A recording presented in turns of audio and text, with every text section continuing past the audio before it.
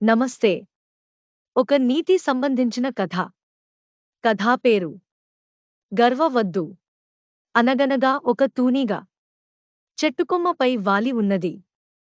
బాగా రాత్రి అయ్యింది. రెండు మినుగురు పురుగులు ఎంతో ఆనందంతో తిరుగుతూ తూనీగను చూసి గర్వంతో, ఓహో నీవా తూనీగా, దారి తెలియక ఇక్కడ పడి ఉన్నావా? మేము వెలుగులు విరజిమ్ముతాము. ఆ వెలుగులో వెళ్తావా అని హేళనగా మాట్లాడేయి. ఆ మాటలకు తూనీగ, మిత్రమా, నేను వెలుగు లేకపోయినా ఎక్కడికైనా వెళ్ళగలను. కాని మీరు మాత్రం పగలు బయట కనపడలేరు. నన్ను హేళన చేసే ముందు మీరు ఏమిటో తెలుసుకోండి అన్నది. కాని మినుగురు పురుగులు ఇంకా హేళనగా నవ్వుతూ, ఈ ప్రపంచానికి మేమే వెలుగు చూపుతున్నాము. మా వల్లే ఈ ప్రపంచం వృద్ధి చెందుతుందని తెలుసుకో అని చెప్పాయి. ఆ మాటలకు తూనీగ, నేను గొప్పవాడినని ఎవరికి వారు గర్వపడకూడదు. ఎదుటివారిని కించపరచకూడదు.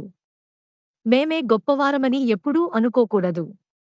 మనకన్నా గొప్పవారు ఈ ప్రపంచంలో ఎంతోమంది ఉన్నారు. సాయంకాలం వేళ మీరు బయటికొచ్చి, నేనే ప్రపంచాన్ని వెలుగుతో నింపుతున్నానని అనుకుంటున్నారు. కాని నక్షత్రాలు ఆకాశంలోకి రావడంతో మీ గర్వ పటాపంచలవుతుంది. తలతల మెరిసే ఆ తారలు ప్రపంచానికి మేమే వెలుగునిస్తున్నామని అనుకుంటాయి. కాని చంద్రుని రాకతో తారల వెలుగు మందగిస్తుంది.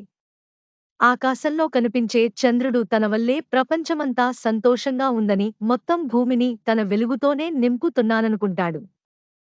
కాని తరువాత తూర్పున సూర్యుడు ఉదయిస్తాడు. సూర్యోదయం కాగానే ఆ వెలుగులో చంద్రుడు ఉన్నచోటే తెలియకుండా పోతాడు. ఈ ప్రపంచానికి మేమే గొప్ప అని ఎప్పుడూ చెప్పుకోకూడదు. ఎవరి విలువ వారికుంటుంది అన్నది తూనీగ. నీతి. మేమే గొప్ప అనే అహంకారంతో పక్కన వాళ్లను చులకన చేయరాదు.